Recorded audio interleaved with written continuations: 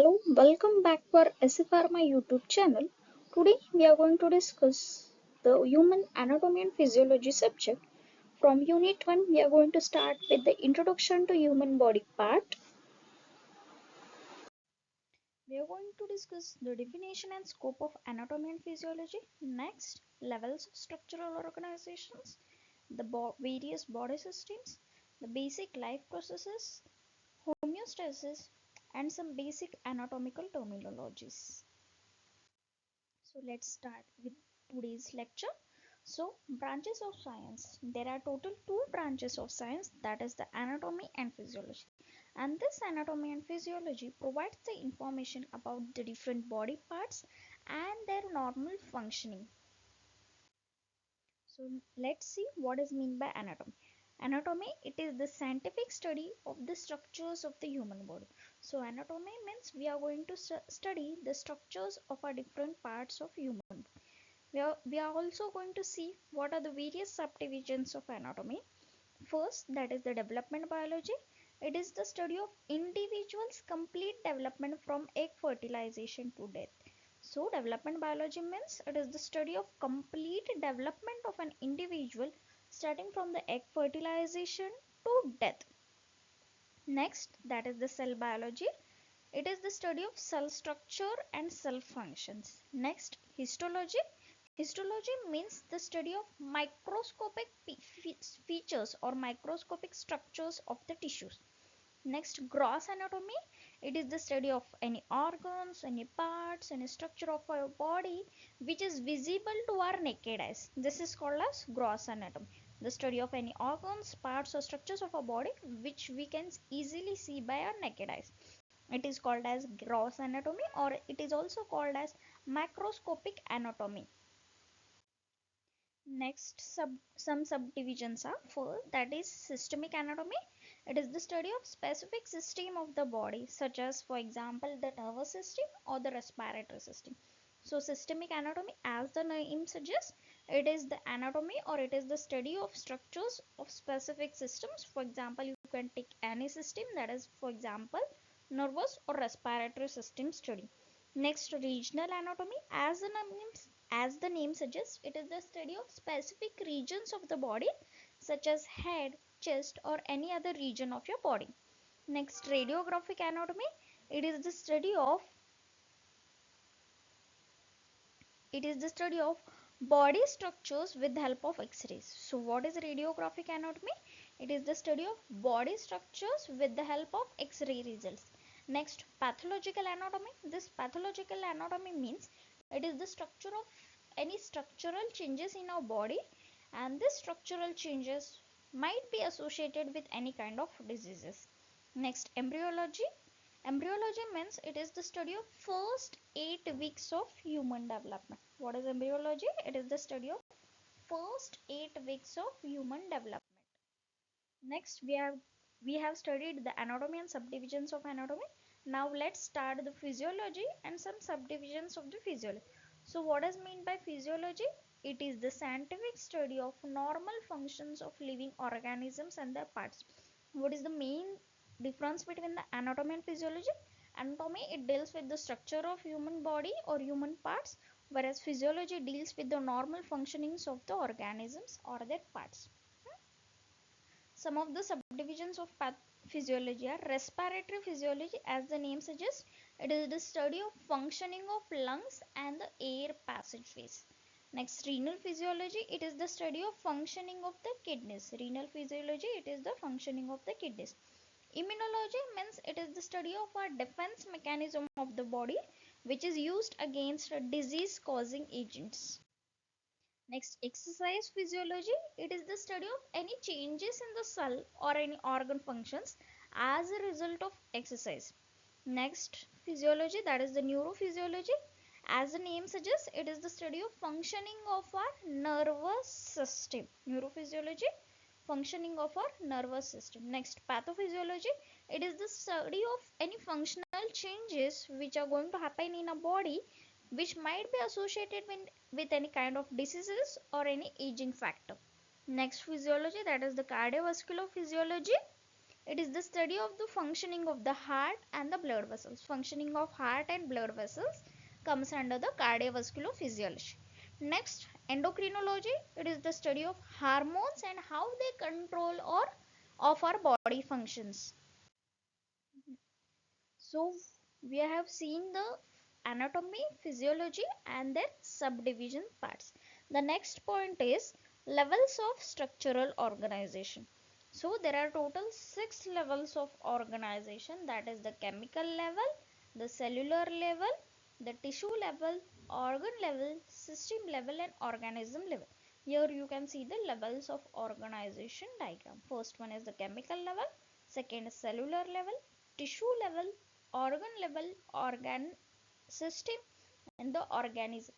In short, they have given you chemical level which includes the atoms molecules, cellular level which includes the blood cells, stem cells, bone cells, nerve cells, tissue levels which includes the tissues, that is for example muscle tissue, adipose tissue, epithelial and the connective tissue.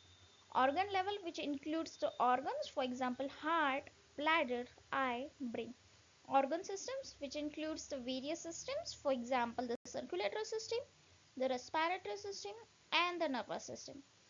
The last level, that is the organism level, where our whole human body is formed. So this diagram also shows you all the levels of organization. First level that we have seen, that is the chemical level, which is formed by the atoms which form the small molecules. These small molecules come together to form the macromolecules. These macromolecules form the organelles and all these organelles come together to form the cells, that is cellular level has been formed. So a group of cells come together to form a tissue level. For example, here they have taken the epithelial tissue. Specific tissues come together to form the organ level. For example, they have taken the stomach. Next system, that is the system level. All the necessary organ levels or organs come together to form a system. For example, they have taken the digestive system. And the last, that is the organism level, whole human being. All the systems come together and work together to form the whole human level or the organism level. So let's see one by one levels of structural organization. First level, that is your chemical level. It is very basic level. This chemical level includes the atoms. The atoms, that is the smallest unit of matter that participates in the chemical reactions. Two or more atoms this join to form a macromolecules or molecules. Certain atoms like carbon, hydrogen, oxygen, nitrogen, phosphorus, calcium, sulfur are crucial for maintaining the life. So what is the chemical level? In chemical level, it is a basic level which includes the atoms, molecules which are necessary for your body, such as the carbon, hydrogen, oxygen, nitrogen. Next level, that is the cellular level. Different molecules combine together to form cells. Different chemical levels form the molecules and these different molecules come together to form the cells.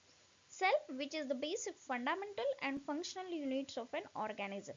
The human body contains majorly the four types of cell, that is the muscle cell, nerve cell and the epithelial cell. Next level, that is the system level. All these organs which have the common functions, they come together to form a system. So what is the system level? Where all these organs which have same functioning come together to form a specific system. The figure here shows the structure of a digestive system, where organs of the digestive systems are mouth, salivary glands, pharynx, esophagus, stomach, small intestine, large intestine, liver, gallbladder and pancreas. All these organs come together which have a same functioning, and these all organs came together and form a system level. For example, we have taken here the digestive system. Next level, that is the organism level.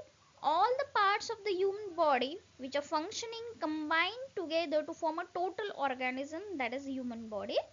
In this diagram we can see all the parts of a human body or all the systems of a human body come together to form a total organism, that is the human body. Next point that we are going to see is the various systems of human body. For example, the nervous system, the respiratory system, the digestive system, the circulatory system, excretory system, muscular system, skeletal system, integumentary system, the immune system, endocrine system, reproductive system, and some special sense organs. So here is the diagram showing the various system, that is the nervous system, the respiratory system, circulatory system, digestive system, excretory system, muscular system, skeletal system, integumentary systems, the immune system, endocrine system, and the reproductive systems. Next, in short, we are going to discuss about this system. So first system, that is the nervous system. In this nervous system, the organs involved are the brain, spinal cord, and the nerves. And the functioning of this nervous system, as we know, it coordinates the voluntary and involuntary actions of our body, and it transmits the signals between the different parts of the body. So nervous system organs included are brain, spinal cord, and the nerves, and the function is to coordinate between the voluntary and involuntary actions of our body and to transmit the signal between different parts of the body and brain. Next system, that is the cardiovascular system. The organs involved in cardiovascular system are the blood, heart, and the blood vessel. Functions of cardiovascular system: the heart pumps blood through the blood vessels. This blood carries the oxygen and nutrients to various cells and carbon dioxide and waste away from the cells. So what is the main function of cardiovascular system? As the heart pumps, the blood flows through the blood vessel, and through this blood carries the oxygen and nutrients which are necessary to our cells, to our body, as well as it carries the carbon dioxide and waste matters away from the cells. The blood components help defend against some diseases also, and it also helps to regulate the acid base balance, temperature, and the water content of our body fluids. Next system, that is the digestive system. So the organs involved in digestive system are the mouth, pharynx, esophagus, stomach, small and large intestines, and the anus. Accessory organs such as the salivary glands, liver, gallbladder, and the pancreas. So what is the function of digestive system? The main function, that is the mechanical and chemical breakdown of food. So the first function is, that is the whatever food we are going to take intake, we are going to break down this food, and this is the function of the digestive system, as well as the absorption of nutrients and elimination of solid waste. Next system, that is the urinary system. The organs involved in the urinary system are kidneys, ureters, urinary bladder, and the urethra. The functions of urinary system: it produces, it stores, and it eliminates the urine from our body. It also eliminates the waste and regulates the volume of our body and the chemical composition of the blood. This urinary system also helps in maintaining the acid base balance of body fluids and maintains the mineral balance which is necessary in our body. Next system, that is the respiratory system. The organs involved in the respiratory system are lungs, pharynx, larynx, trachea, and the bronchial tubes. The functions, the respiratory system functions are: it transfers the oxygen from the inhaled air to the blood and carbon dioxide from the blood to the exhaled air, that is outside the body. It also helps to regulate the acid base balance of our body fluids and also in the production of sound by the vocal cord region. Next system, that is the lymphatic system. The organs involved in the lymphatic system are lymph, lymph vessels, spleen, thymus, lymph node, and the tonsils. The functions of lymphatic system: this lymphatic system returns the proteins and fluid to blood. It carries the lipids from the gastrointestinal tract to the blood, lymphocytes that protect against various disease causing microbes. Next system, that is the endocrine system. The organs involved in this endocrine system are pineal gland, hypothalamus, pituitary gland, thymus, thyroid gland, parathyroid gland, adrenal gland, pancreas, ovaries, and the testes. The functions of these endocrine glands: it regulates the various body activities by releasing that specific hormones. Next system, that is the muscular system. The organs are, that is the skeletal muscle. It involves the skeletal muscle. The functions of muscular system is, it produces our body movements such as walking, sitting, running. It also stabilizes our body postures, maintains the body posture, and it is also useful in the generation of heat. Next, that is the special sense organs. The organs involved are eyes, ears, skin, tongue, and the nose. The functions of special sense organs are, this special senses organs detects the changes in our body's internal as well as the external environments. For example, any vision, hearing, smell, taste, and the touch sensations. Next system, that is the reproductive system. Organs involved, that is male organs, testes, epididymis, ductus deferens, and penis. Female organs such as the ovaries, uterine tubes, uterus, and the vagina. The functions of reproductive systems are, these gonads produce the gametes that unite to form a new organism. These gonads release hormones that regulate the reproduction process, and other associate organs help in the transport and the storage of these gametes. Thank you so much for listening my video. If you like, please like, share and subscribe to our video. Thank you.